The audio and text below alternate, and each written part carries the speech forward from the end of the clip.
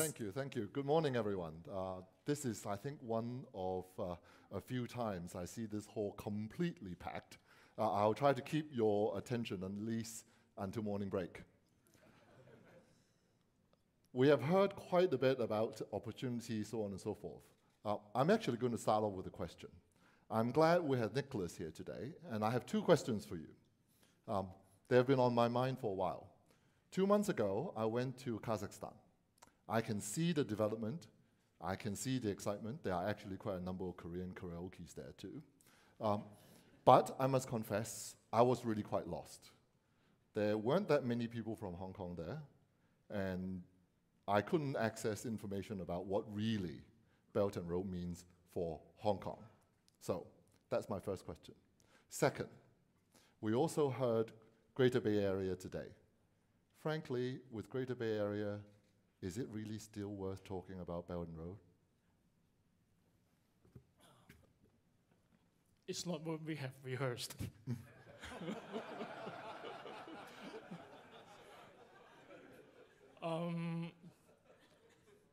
I never been to Kazakhstan, so I can hardly comment on your first question.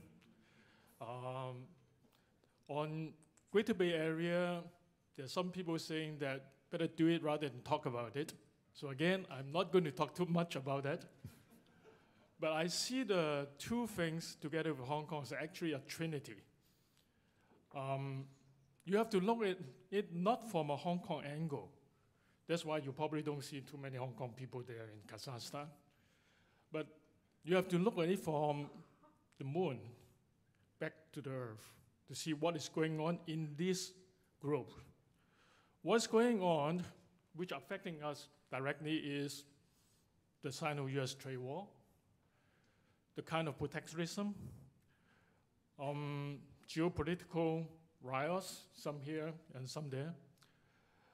The world actually is being very different from even 2-3 years ago, because we have a Donald Trump, we have Brexit, we have a lot of things we never imagined even 2-3 years back. What I call that is a kind of counter or anti-globalization, which is totally against our interests. The benefit we get from our development over the last 50 years or so is from globalization.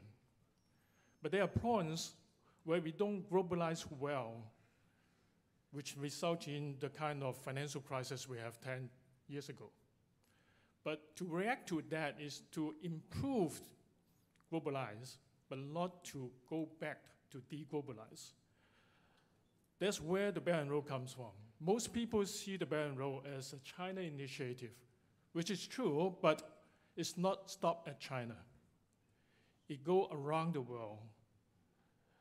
China may have a lot of interesting ideas, but this one really matters for us at this point of time because the world needs to be better globalized.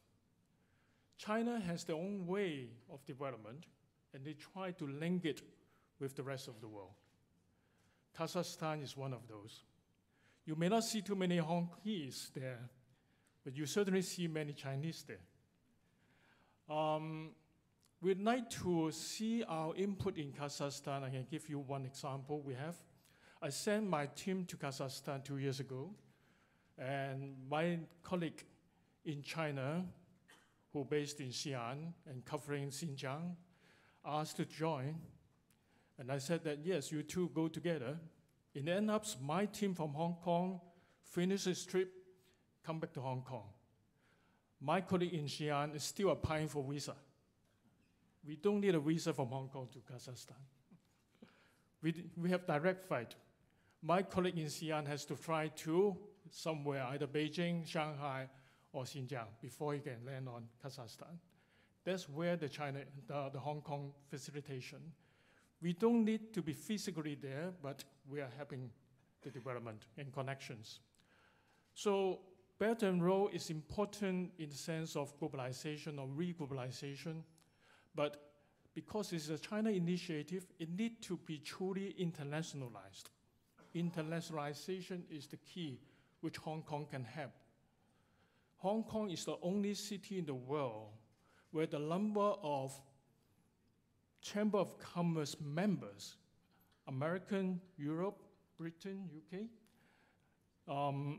Australian, Canada, Chinese, their chambers here, the number of members they have is the largest in the world, around the world, outside their home country. So where you can find the most internationally connected commercial way, a city, it's here. And some people will ask that, other than that, what can you do? Infrastructure is the key thing in Belt and Road, and it's mostly driven by the government. That's exactly what is the problem. Chinese initiative focus so much on the state sector, the government initiative, but without other governments and without the private sector participation, you can hardly imagine the world will further globalize. So market force is another area. Nowhere in the world you can see so many infrastructure facilities built by the private sector like Hong Kong. Our power, our port, even our telecommunication are all done by market, by private sector. So these are the two key things Hong Kong can contribute to Belt and Road. But where are the Greater Bay Area? If it is a China initiative which need the participation of international forces, the market forces, where on earth in China is the most internationalized region, most market-driven area, Greater Bay Area. We may be leading among the cities, but we need more than a city's effort to drive and help China to connect with the world. So that's why I see the Belt and Road, the Greater Bay Area, and Hong Kong is a trinity. And hopefully I can answer your question. Well, definitely. I wish I went with you. Secondly, I had not thought of it that way. Internationalization of these two initiatives, and Hong Kong has a unique role there. And on top of that is we bring not only internationalization, but privatization or market forces to what started off as a state initiative. Now, with that, can I take the conversation from the moon down to the dirt? I know, yes. I know you have been in the dirt and have actually done some of these projects. Yes.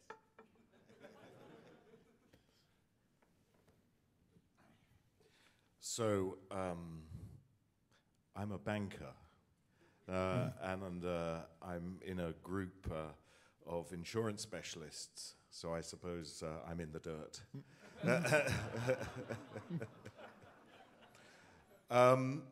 I have. So Standard Chartered Bank is remarkably lucky, actually, as an organization, as a consequence of Belt and Road, because the Belt and Road initiative almost exactly matches the footprint where we have representation in Africa, in South Asia, in Southeast Asia. Not so much Kazakhstan, so not Central Asia, in fact. So I can't talk about Kazakhstan. I've never been to Kazakhstan.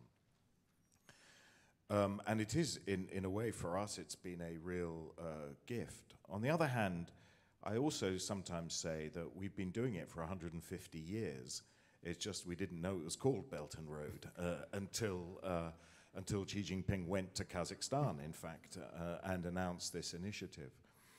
And to take up on a point that Nick was making, I do think that the private sector inclusion in Belt and Road Initiative is incredibly important. And that extends not just from the banks, but also includes the insurance companies, it includes private equity, it includes the whole range of different financial services that Hong Kong can offer. And I think it's important because for two reasons, really. First of all, state finance is running out. Although it looks like it's limitless, in fact it isn't. But secondly, private capital of the sort that the banks, the commercial banks, the private equity firms, and indeed the insurance companies can offer, validates Belt and Road projects. because once you introduce private capital to a project, you have a commercial validation of that project. And private capital has rigorous due diligence. We do lots of stress testing. We also syndicate participation. And when you syndicate participation, you get a market validation. You get more than just one or two organizations, but a whole plethora of organizations supporting a project and confirming its commercial viability, if you like. So I think down in the dirt, it's really important that we do encourage the participation of private capital for all of those reasons. I think increasingly going forward, private capital will work together with state capital, and that is one of the ways that we can crowd in and build capacity across the Belt and Road to finance these projects. But first of all, and most importantly, and we've been doing it for many, many years, private capital does validate the commerciality of a project. And it's also very good in the country, because if you bring in state capital, there's a little bit of a suspicion around what that state capital is really about. Whereas if you bring state capital combined with commercial capital, then you get a private sector validation and a realization, actually, and a confirmation that the project being financed has a commercial viability and has a role to play in the society where it is being built. So I'm a big promoter of private capital. Peter, you mentioned that Standard Chartered, I've always been fond of your bank because of its history. It has a head start in that region of the world, like many British bank that has a foreign foothold. So you are a pioneer in the Belt and Road Initiative before it was even called that. But does it mean, because of your head start, you don't need insurance? Or you don't really need them that very much? Absolutely not, no. We work very, very closely with insurance, and we work with state insurance. We work with the export credit agencies like Sinosure, and indeed others like UK Export Finance and Hermes in Germany. So we absolutely need insurance. It's and we need the private sector insurance, because the private sector insurance in many ways is a great deal more flexible than export credit agency insurance. It depends on the ECA that you're dealing with, but the ECAs have very standard rules, and if you comply with those rules and regulations, then you get the cover. Whereas if you go into the private sector insurance, sector, you get bespoke solutions. So, for example, Pakistan, which I do know, you can go to Sinosure, or you can go to an export credit agency, and they will give you political risk insurance, which is a great, grand, sweeping form of insurance. But actually, when you look at what the kind of insurance is required in Pakistan, it's really terrorist insurance. That's what's needed. You don't need to insure against asset confiscation. Pakistan has a wonderful history of observing the rights of private property. And the state has not confiscated assets from the private sector. So you don't need that. And what you can do in the private sector, in private insurance, is you can go and insure against the very specific risk instead of the grand sweeping risk of political risk insurance. So business opportunities. Absolutely. No, and we as banks want to work much more constructively with the insurance sector. We are constantly looking at ways in which in projects we can mitigate risks. And by mitigate risks, we really mean allocate the risks to those parties that can better control them. And the insurance sector has a big role to play. So I'm very happy to be down here in the dirt. Rimsky, we've been to the moon, we've been in the dirt, and speaking as one lawyer to another, we like dirt. We like it when other people are in the dirt, because that's opportunities for us. But let me come back. Again, Kazakhstan and other places I've been to in the Belt and Road region and around Greater Bay Area, everyone wants a piece of the dispute resolution pie. How are we doing? Sorry, how are we? How are we in Hong Kong doing? I think Hong Kong has a very long experience and history in dispute resolution. In fact, if you're interested in history, the first document about dispute resolution in Hong Kong, in fact, was created even before Hong Kong became the British colony. But of course, the real starting point was in the 1980s.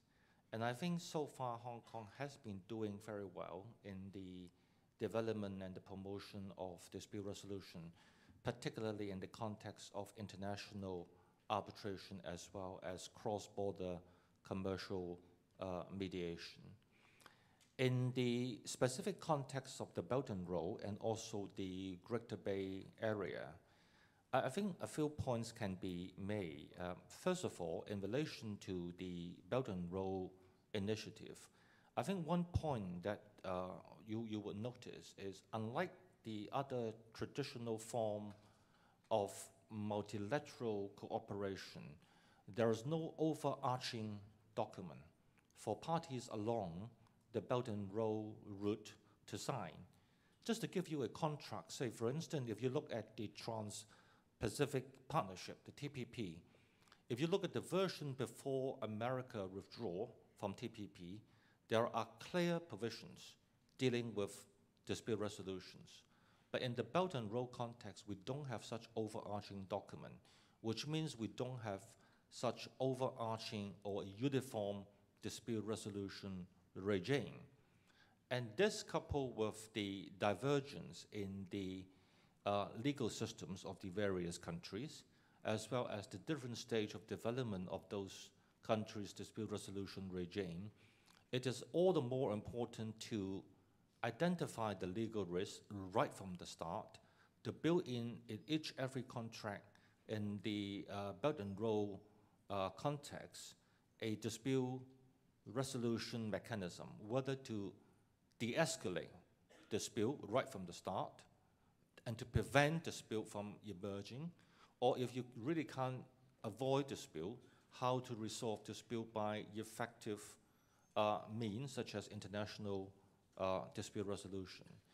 In the context of the Greater Bay Area, we face similar, although to a much lesser extent, of the issues of divergence, in the sense that in the context of Belt and Road, we have divergence of over 70 jurisdictions. In the context of the Greater Bay Area, we have one country, three systems, because you have mainland, you have Hong Kong, and you have Macau. And the question really is how to ensure that the barrier arising from the three different systems would not affect the business development and business promotion. I think in this regard, dispute resolution is something which is very important because it solves the end dispute. But I think I would tend to suggest that we should not look at just the end stage of the contractual commitment. We should also look at it from the front. And therefore, I think when we're talking about opportunities as well as challenges, one can perhaps in the medium to long term consider two issues. One issue is whether we can have some sort of standardization of important contractual clauses, or even, dare I suggest, would there be a possibility of pro forma contract in certain specific instances? This is one area. The other area is if we borrow from the example of what has been happening at the international level, if you look at what the UNCITRAL of the United Nations has been doing and what has been happening in the state among different states, they have different law, but they also have uniform law. So one asks the question whether it is possible in some specific identified area to have some sort of, may I lose it, called model law within the Greater Bay Area so that specific sector of business can be promoted through a better structure of harmonization. And perhaps to conclude, if I may just make one point in relation to a very specific area, and that is, I think nowadays everyone is talking about fintech, everyone is talking about the use of blockchain, AI, the use of big data, and the use of Internet of Things. I'm sure this is very common in the context of the financial industry, but I think it's no exception in the insurance industry. And the question is, we have seen, if you look around the world, there are jurisdictions and regions which have truncated areas of law or regulations which govern the use of blockchain and, say, cryptocurrency. But I think we have yet to develop a good system. And the same applies to Hong Kong, because Hong Kong so far does not have a very comprehensive regime to deal with the relationship of law and technology, especially in the context of fintech. And I think this is one of the areas that we need to think ahead, and we need to start as soon as possible so as to ensure that our law would be facilitating business development instead of stifling business development. In particular, I think we need to ensure that in future, our law should be more technologically neutral, as well as to focus on the function of the technology in question, rather than, like in the old days, be over-specific in regulating human activities. Thank you. I want to pick up on the question of fintech and blockchain and law and all that in a minute. Actually, there's going to be a panel in the afternoon that touch on that a bit more squarely, but I don't want to wait till the afternoon, so I'll come back to that question. But I just realized, Marvin, I should have asked you first, because while lawyers, we like the dirt, you actually make magic out of the dirt. You are the guy who actually make it all happen. So you got the financier, you got the overview, you got the financier, but things has to happen. And the architect make things happen. So can it actually happen?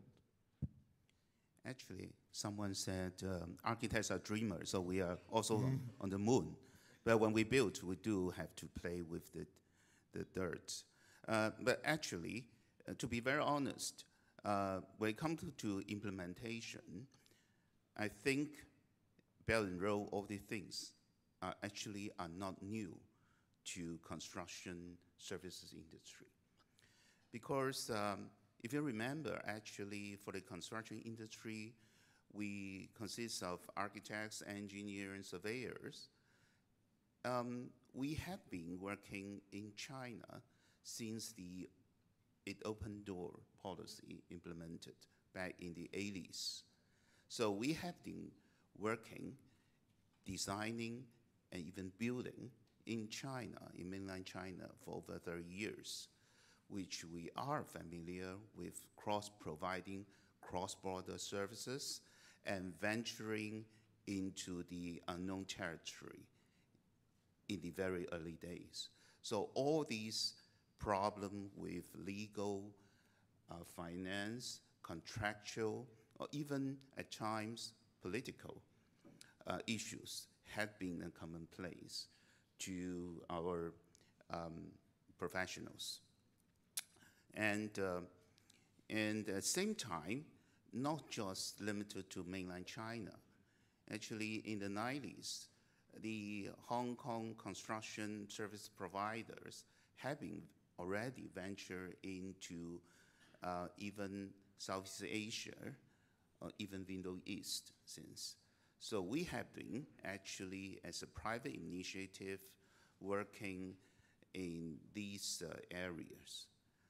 But now that definitely it poses new challenges nowadays. For example, now we are, because especially for the Belt and Road, now the initiative comes from China. And sometimes there are new concerns rising from the political concerns. which we should be aware of now, and it's also or the geopolitical issues, like there are concerns that other foreign investment taking over the local economy. So there are concerns of taking over and imbalanced tax issues now become more and more serious because there are no more this business opportunity, and then also impose risks to even our professionals working there.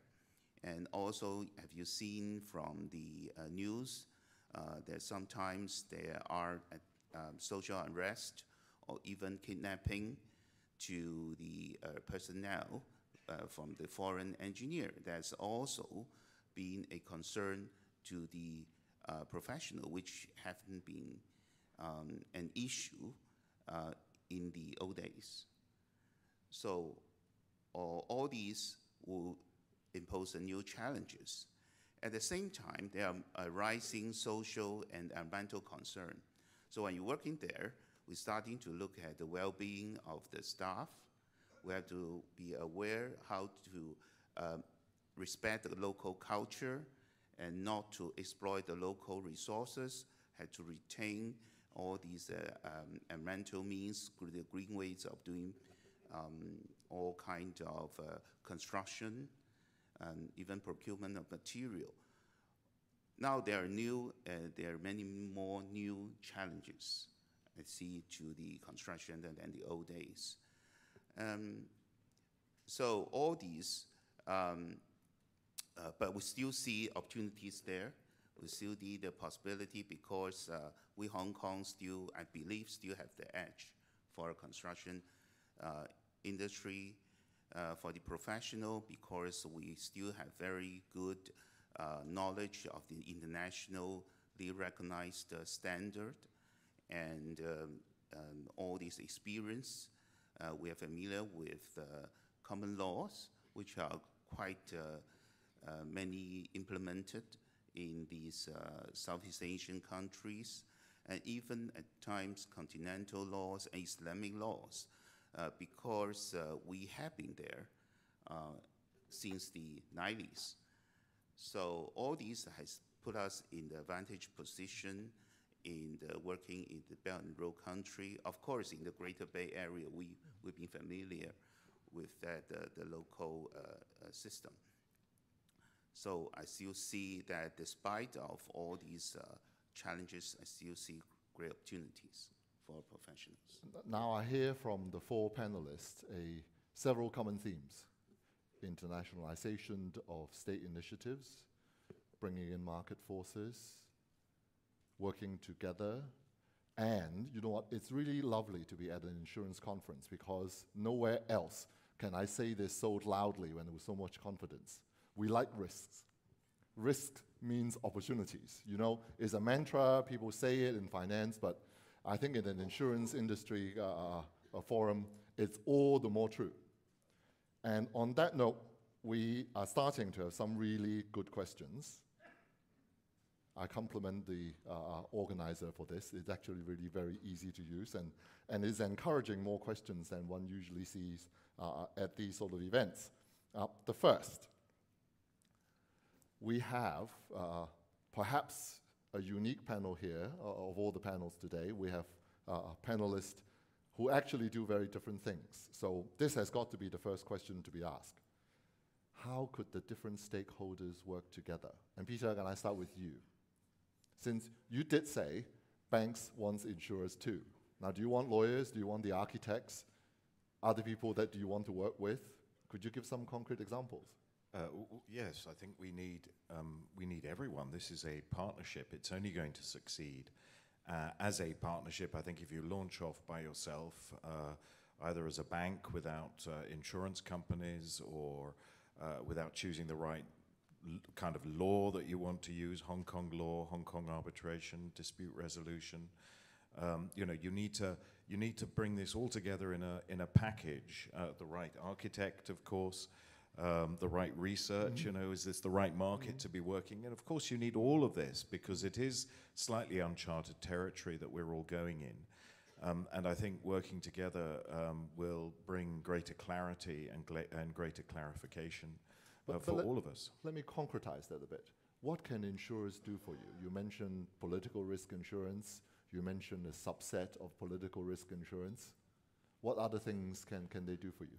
Well, there are two things that insurers can do. They can insure the physical assets in the first place. That's not unimportant if you're putting your money into those assets, either as an equity investor or as a financier, as a bank, or from the capital markets in some shape or form. You want to know those assets are going to be properly insured. So there's firstly the insurance of the assets themselves. But then also we look to insure, as a bank, we look to insure our financing. So we can, and that is very important for us because it allows us to get capital relief.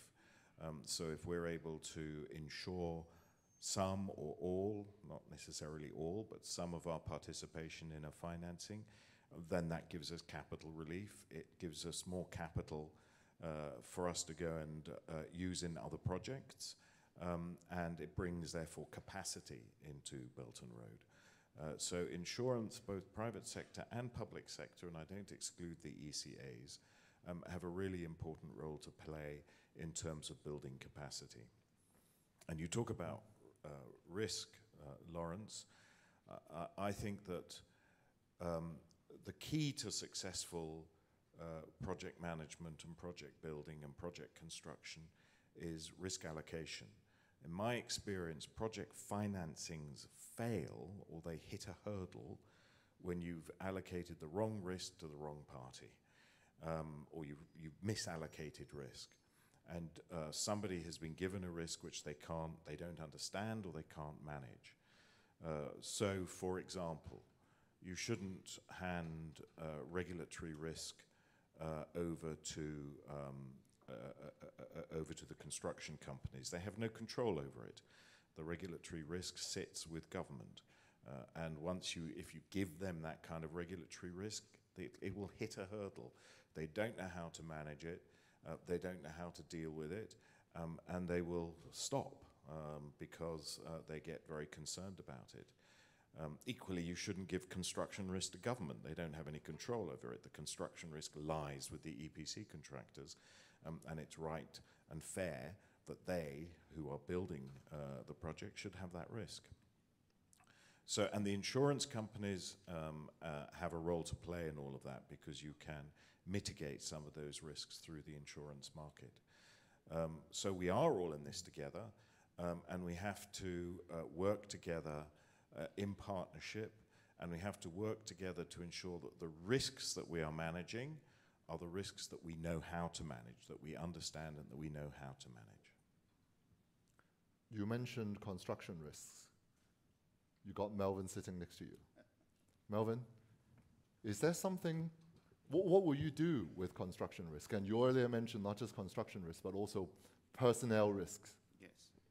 I think that as a construction, you have to be frequently on site, and you have to, even before the construction, you have to visit, you have to meet the regulatory authority to get the approval, all these things. So the frequent travel of our personnel, the safety of the personnel will be the prime and foremost concern to the construction service providers. For that, you also need to sometimes to resident your staff there. And during that occasions, durations, then you do need to provide a good medical care, all the things. And especially because the Belt and Road country covers 60-odd countries, and each have different, very different system of legal or the local system. We also have to give good protection regarding the tax, how to count the income tax when they in that particular country or region. So all these will be actually, because though we are professional in construction, we are no expert in these, how to take care, how to insure about them, especially in different countries, different system, which is quite confusing at the moment because, like Rimsky just mentioned, even one standard coverage may not be good enough to cover all these 60 countries. And so maybe that's... So you're mentioning something that Peter had touched on, and that is another kind of risk, which is as a service provider going to this big initiative that spans so many countries, Yes.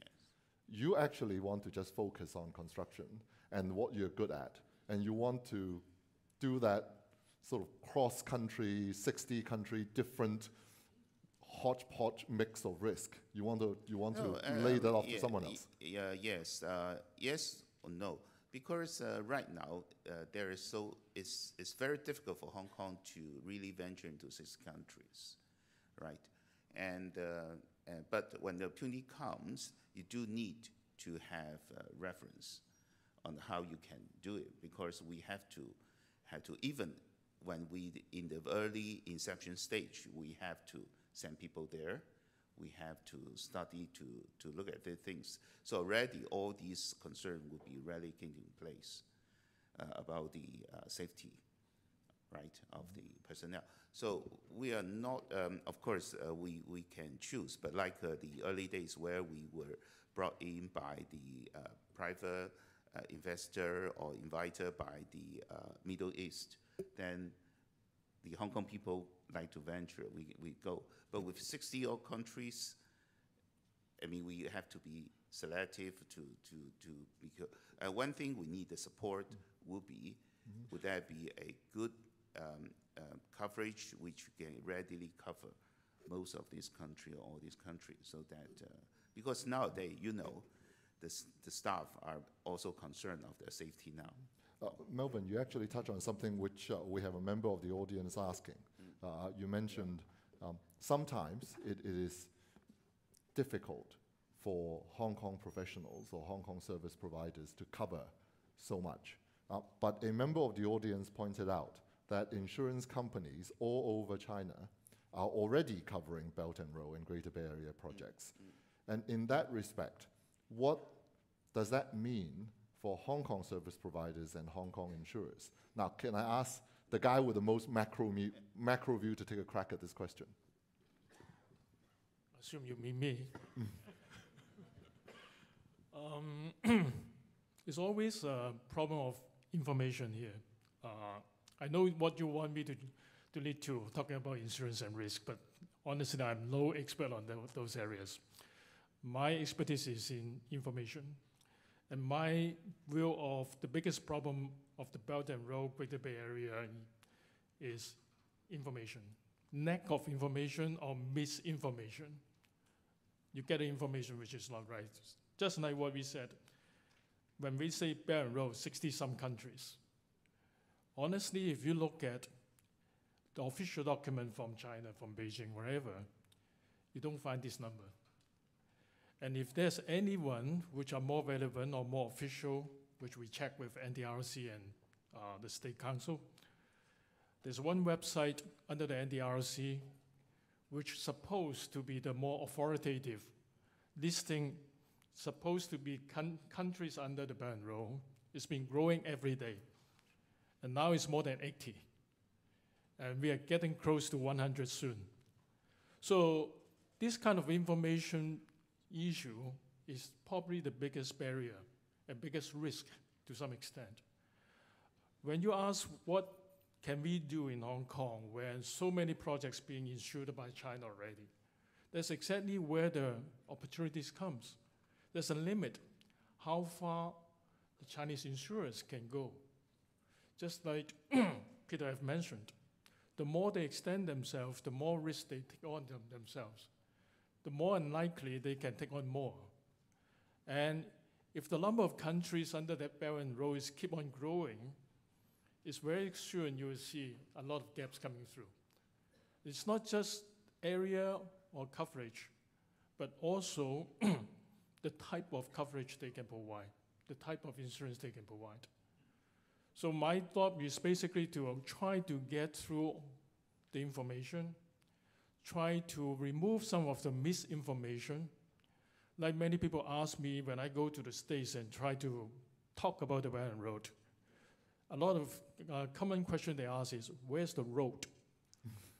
I said, you better not to walk on it. You get drowned. So this kind of misinformation or misunderstanding due to cultural differences or whatever is the biggest barrier at this point. But of course, all the professional issues we deal with, financing, architectural, legal, and all those things come through. So what we try to do is that get the information right and spread around and build a platform which can facilitate these deals to come through. This is a unique platform. We never have that. We have some international platform already, but that international platform fits for the old development, not the new development we're facing. So all this will go through the different experts we have. I hope I answered your question. I wonder, might it be this?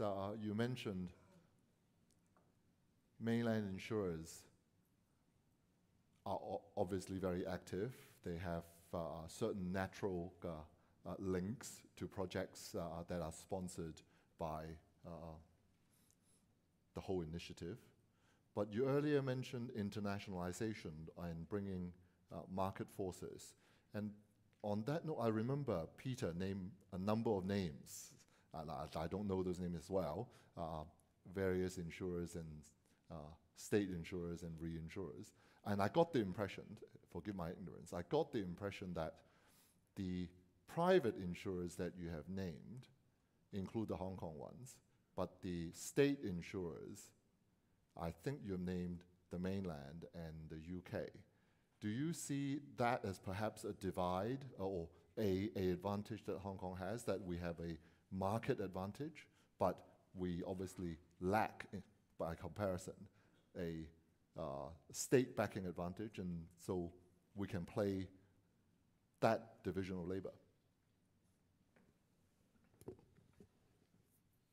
So there is an export credit agency in Hong Kong, but it really focuses on trade rather than long-term insurance of the sort that the export credit agencies in China and Japan and Korea and Europe do. And then there are the guarantee departments of organizations like MIGA, the World Bank, the ADB, China Development Bank, that will go out and offer you guarantees. So those are very valuable, but I do agree with you. I think that the role for Hong Kong is really focusing on the private sector. That's what, I mean, I hesitate to say this in front of this esteemed audience. I've only been 23 years in Hong Kong, but that's what Hong Kong does, and it does it extremely well. It aggregates private capital and it allocates private capital. And it does that extremely well and has done for a very, very long time, and I think will continue to do that. That's the role of Hong Kong. And I would personally discourage Hong Kong from taking on a kind of state-sponsored role, because you're going to, first of all, find that Hong Kong will be competing with you know, Sinosure or Nexi in Japan, and you don't want that. Where your advantage is, I think, I include myself as a Hong Kong run, where our advantage is, I think, is really in the private sector. That's what we do. We do that, and we do it very well. So that's some sage advice for every one of us here, and actually very encouraging. Could I repeat that and ask the other panelists, what would you say about what we can do in Hong Kong, both for the insurers and for the lawyers and for the architects? Could I start with Rimsky? I think in the context of the Belt and Road as well as the context of the Greater Bay Area, I think for lawyers, we certainly, like what you have mentioned earlier, we need to build up a platform whereby there can be effective dialogue and exchange of information. In fact, focusing on the point of information, one thing which we have been suggesting and which we hope we can achieve is that for business who wants to venture into the Belt and Road Initiative, they would like to have information about the legal system and the laws of a certain countries. And normally that is what we call legal due diligence before even you decide where to invest or where to do the projects. As of now, there are, of course, some NGOs or some organizations which provide some sort of information about the legal systems of the various countries along the Belt and Road route. But one asks the question, can a platform be built which is more officially based, whereby there can be a sense of confidence on the part of the users when they make use of the information, and whether or not the platform can have access to effective advice of the lawyers in the relevant jurisdictions. I think that is the sort of platform for exchange or access to information that I think we need to think of. In the context of insurance, I think 2 points perhaps we can think of, and that is, in Hong Kong, I think we are not as advanced as in some other jurisdiction, and that is getting insurance for litigation. In other jurisdictions, the system is more developed. In Hong Kong, it's less developed. But I think we're not focusing on just Hong Kong. We can focus on the Belt and Road Initiative, and when people are dealing with the legal risks that they might face, then the first question that we can think of in the context of insurance is whether insurance can be provided for those legal risks.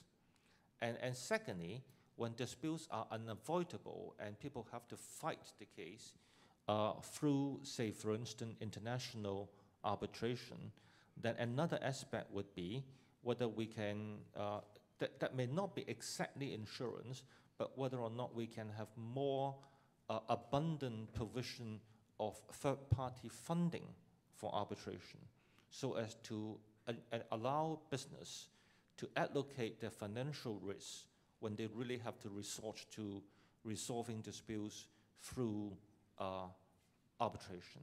I think that would be the opportunities for either the insurance industry or the financial industry. Thank you. Melvin, let me turn to you. You're based in Hong Kong. You go travel in these places. You mentioned you have insurance needs. What would you like the Hong Kong industry to offer you?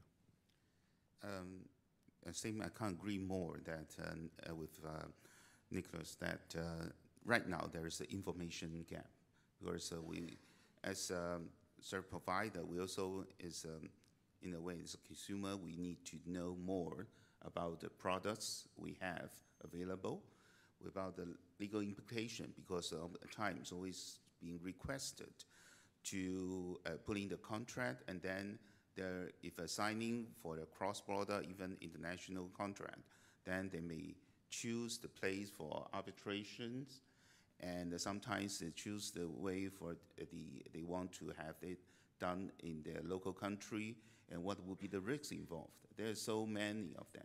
Just the sheer number.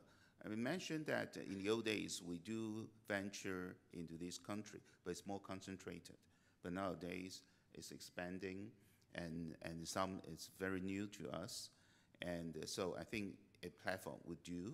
And also, apart from the bodily physical harm, we're also concerned about the professional indemnity issues. Especially now, we're getting more and more all these contracts. These are the, if not mega project, at least there's substantial investment involved, and people are more concerned about the legal liability of mishandling of all these things. So as a professional, we also do concern how is the professional indemnity insurance can cover for these overseas projects. Now, can I throw everyone a curveball? I notice a very interesting question. I'm struggling to bring an insurance angle to it, but it's interesting enough, I'll just ask it. It was mentioned earlier that climate change is a key risk. Oh, it's actually, this is how the person has related it to the insurance industry, that it is also a key risk for the insurance industry. There are a lot of coal-fired power plants and other environmentally not so desirable projects in these fast developing areas, Belt and Road, Greater Bay Area. Isn't there an inconsistency between recognizing climate change as a risk and yet pushing ahead with all these development initiatives? And is there, while this is difficult, a role for insurance to play in that inconsistency? You know what? Isn't that really a question for the afternoon? Let's hear from Nicholas. I try to address it not from a professional angle. I see risk has a specific target. A certain incident is a risk for some person, but not necessary for the others. So when you say climate risk, that is a risk for the Earth as a whole. It's supposed to be for most people. But normally it's just for the area which is hit first. When you say development, either under the Belt and Road or wherever, there's also risk as well as benefit. Your case of having a lot of coal-fired power plant built in some of the developing countries can be seen in two ways. One, for human or the Earth as a whole is a risk for the environment. For the people living in that place without power, probably the benefit is more than the risk. So it is a balance between the bigger mass versus the smaller population, which the project will affect. There's always constantly conflicts like that. Nothing is perfect. The key here is that we still need to develop, and we can only find the best opportunities and best effort and option. No one can claim that their project is perfect. But for a country without power and without all the basic infrastructure, when you ask the people there, they probably will say that we need the coal-fired power plant than anything else. I think that we've gone through ourselves here in Hong Kong. We pay for our development. There's a cost.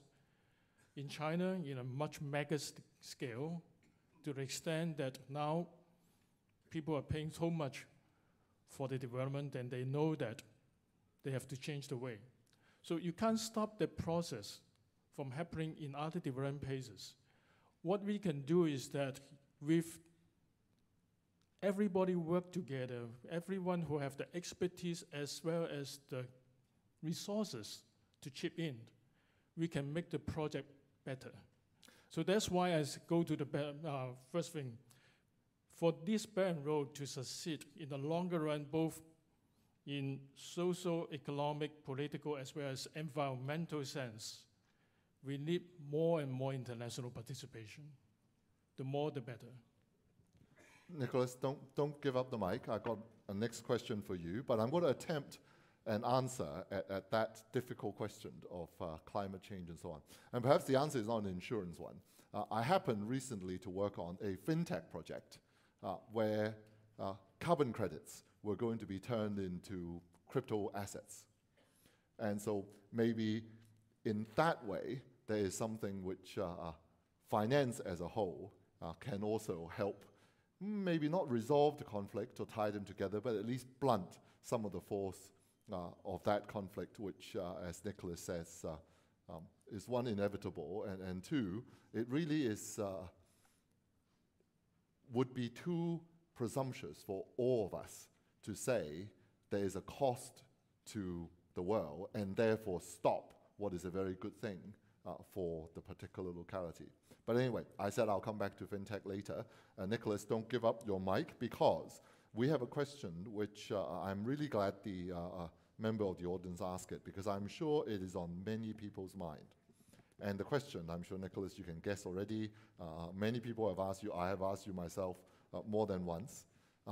As we are entering into year 2019, along with increasing uncertainties on Brexit, US-China trade conflicts, pace of US interest rate hike, what's your view on the impact on trade and investment flows into emerging markets along the Belt and Road, and may I add, also for the development of the Greater Bay Area? On a long cycle, we are in a period of growing protectionism in different forms. So in that sense, you may not see more growth in trade, particularly among the more developed countries, because that's where the protectionism is higher. But on the other hand, my guess is you may see actually more trade among the developing countries, because these are the ones who benefit from the globalization of the last 20, 30 years, like China. So to that extent, you may see diversion of trade flows. Those among the more mature economies may slow, but those between the mature and developing, as well as among the developing countries, may still go on or even further or more. Of course, there's a lot of precondition for that, and which we have to work on it. But my guess the trend is so that overall, the global trade, which is still so much dominated by the mature economies, may still see slower growth. But there will be a diversion of these trade flows, which will help us to probably balance somewhat the deglobalization we are facing. This reminded me of a conversation I had over coffee this morning with some members who are now in the audience about the shift in international trade and international investment. And actually, at coffee, there was a conversation about the shift from the importance of insurance hubs as insurance is divided among the world. And there was a suggestion that Asia will cooperate more because, in fact, because of the world environment, because of the world trade pattern changing. And can we venture a guess as to what this means for insurers? I know it's a dream question, it's a guess. Peter?